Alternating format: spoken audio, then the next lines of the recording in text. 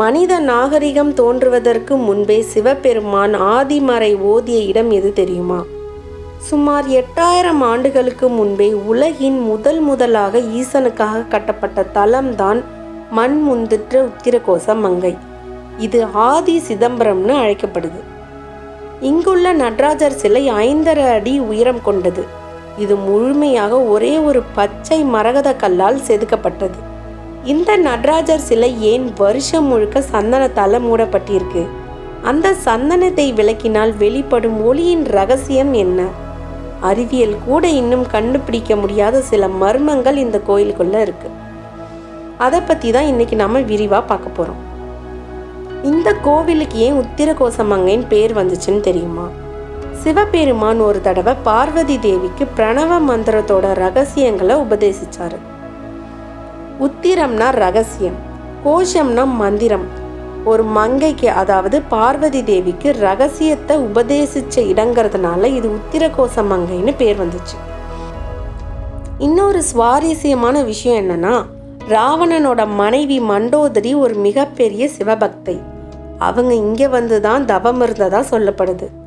அவங்களோட தவத்துக்கு மெச்சின சிவபெருமான் ஒரு குழந்தையாகவே அவங்க மடியில வந்து உட்கார்ந்ததா வரலாறு சொல்லுது. ராவணனுக்கும் மண்டோதரிக்கும் இங்கே தான் திருமணம் நடந்ததாகவும் சில குறிப்புகள் இருக்கு. இப்போ இந்த வீடியோவோட மிக முக்கியமான பகுதிக்கு வருவோம். அதுதான் 5.5 அடி உயர மரகத நடராஜர். உலகத்திலே இவ்வளவு பெரிய மரகத சிலை வேறு எங்கேயுமே கிடையாது. இந்த சிலையை ஏன் 364 நாட்களும் சந்தனத்தால மூடி வைக்கிறாங்க? இதுக்கு பின்னாடி ஒரு பெரிய அறிவியல் இருக்கு. மரகதக்கல் இயற்கையாகவே ரொம்ப மென்மையானது. அதிகப்படியான ஒளி, வெப்பம் அல்லது சத்தத்தோட அதிர்வுகள் பட்டா கூட அந்த சிலையில விரிசல் விட வாய்ப்பு இருக்கு. கோயிலுன்னு சொன்னாலே அங்க மணி சத்தம், மேளதாளங்கள் சத்தம் அதிகமா இருக்கும். அந்த சத்தத்தோட அதிர்வுகள் சிலையை பாதிக்காம இருக்கதான் சந்தனத்தை ஒரு பாதுகாப்பு கவசமா பூசி வைக்கிறாங்க. ஆண்டுக்கு ஒரு முறை மார்கழி ஆருத்ரா தரிசனம் அன்னைக்கு மட்டும்தான் அந்த சந்தனத்தை எடுப்பாங்க. அன்னைக்கு ஒரு நாள் மட்டும் நடராஜரை தரிசனம் செய்ய உலகத்துல இருக்கிற எல்லா மூலையில இருந்தும் லட்சக்கணக்கான மக்கள் வருவாங்க. அன்னைக்கு அந்த சிலையை நீங்க நேர்ல பார்த்தீங்கன்னா அதுல இருந்து வர அந்த வைப்ரேஷன் உங்க மனசை அப்படியே லேசாக்கிடும். இவ்வளவு காலமா அங்க மந்திரங்கள், மேளதாள சத்தங்கள் கேட்டுக்கிட்டு தான் இருக்கு. ஆனா சிலைக்கு ஒரு சின்ன பாதிப்பு கூட இல்லை. அதுதான் இறைவனோட பெரிய அதிசயம்னு சொல்லப்படுது.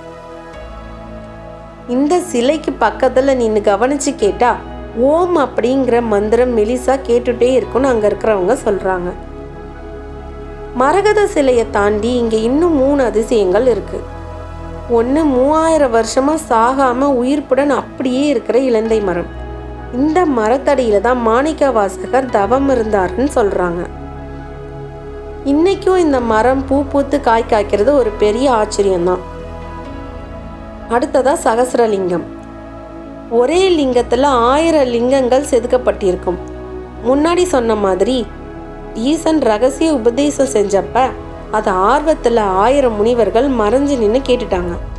அதை கவனிச்ச சிவபெருமான் குருவுக்கும் சீடனுக்கும் இடையில இருக்கிற ரகசியத்தை அனுமதி இல்லாம கேட்டது தப்புன்னு சொல்லி அந்த 1000 முனிவர்களையும் அங்கேயே சிலையா மாறும்படி சாபம் கொடுத்துட்டாரு. தப்பு உணர்ந்த முனிவர்கள் சாப விமோச்சனம் கேட்டப்ப, இங்கேயே லிங்கங்களா இருந்து என்னை வணங்குங்க, காலப்போக்கில் உங்களுக்கு சாப விமோச்சனம் கிடைக்கும்னு சொன்னாராம். இதையே சகஸ்ரலிங்கம்னு சொல்றாங்க. இங்க இருக்கிற தூண்களை தட்டி பார்த்தீங்கன்னா வெவ்வேறு இசையோட சத்தம் வரும். ஒரு கல்லுக்குள்ள எப்படி இசையை கொண்டு வந்தாங்கன்னு இன்னைக்கும் ஆச்சரியம்தான். பொதுவாக எல்லா சிவன் கோயில்கள்லையும் நந்தி பெருமான் சிவனை பார்த்து தான் இருப்பாரு. ஆனால் உத்திரகோசமங்கையில் சில நந்திகள் வித்தியாசமான கோணத்தில் இருப்பதை நீங்கள் பார்க்கலாம். இங்கே இருக்கும் நந்தியின் ஒரு காது வழியாக ஒரு சிறிய குச்சை உள்ளே விட்டால் மறுபுறம் உள்ள காது வழியாக அது வெளியே வரும். அந்த அளவுக்கு கல்லுக்குள்ளே மிக மெல்லிய அளவில் துல்லியமாக துளையிட்டு அன்றைய சிற்பிகள் செதுக்கியிருக்காங்க. வெறும் கல்லா இல்லாமல் ஒரு உயிருள்ள நந்தி உட்கார்ந்து இருப்பது போல தத்ரூபமான தோற்றத்தை இந்த சிலைகள் இருக்கு. அதுபோல் கோவில் மண்டபத்தில் இருக்கிற யாழி சிலைகளில் யாழியோட வாய்க்குள்ளே ஒரு கல்லுருண்டை இருக்கும். அந்த உருண்டையை நீங்கள் கை வச்சு உருட்டி பார்க்கலாம். ஆனால் அதை வெளியே எடுக்கவே முடியாது.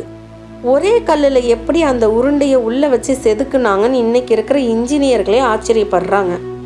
அந்த காலத்து தமிழர்களோட அறிவியலையும் சிற்பக்கலையும் நினச்சா ஆச்சரியமாக இருக்குது. பொதுவாக சிவன் கோயில்களில் தாழம்பூ வழிபாட்டுக்கு சேர்க்க மாட்டாங்க. ஆனால் உத்திரகோசமங்கையில் ஈசன் தாழம்பூவை ஏற்றுக்கிறாரு. தவறு செஞ்சவங்க கூட மனசார மன்னிப்பு கேட்டு இந்த தலத்துக்கு வந்தா அவங்களை இறைவன் ஏற்றுக்குவாரு அப்படிங்கிறது தான் இதோட தத்துவம். அறிவியலுக்கே எட்டாத பல ரகசியங்களை இன்னும் சுமந்து நிற்குது இந்த ஆதி சிதம்பரம் மண்ணை. வாழ்நாளில் ஒரு முறையாவது மிதிச்சு பாருங்க. அந்த மரகத நடராஜரின் அருள் நம்ம எல்லாருக்கும் கிடைக்கட்டும். இந்த வீடியோ உங்களுக்கு பிடிச்சிருந்தா லைக் பண்ணுங்கள், உங்கள் நண்பர்களுக்கு ஷேர் பண்ணுங்கள். நீங்கள் இந்த கோவிலுக்கு போன அனுபவம் இருந்தால் கமெண்ட்டில் சொல்லுங்கள். இது போன்ற வரலாற்று ரகசியங்களை தெரிஞ்சுக்க மறக்காமல் நம்ம சேனலை சப்ஸ்கிரைப் பண்ணிடுங்க. நன்றி.